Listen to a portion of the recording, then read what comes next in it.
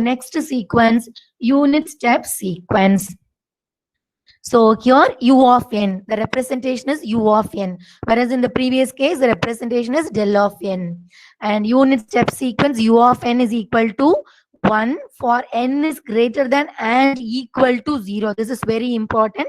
N is greater than and equal to 0. For all other cases, that is n is lesser than 0, the value should be equal to 0. So again, it is a unit unit step sequence. So the amplitude value is equal to 1.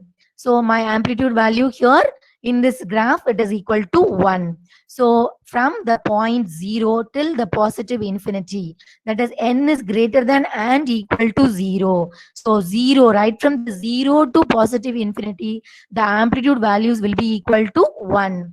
For all other cases, that is right from the point minus infinity to the point before to your 0, the amplitude value is equal to 0.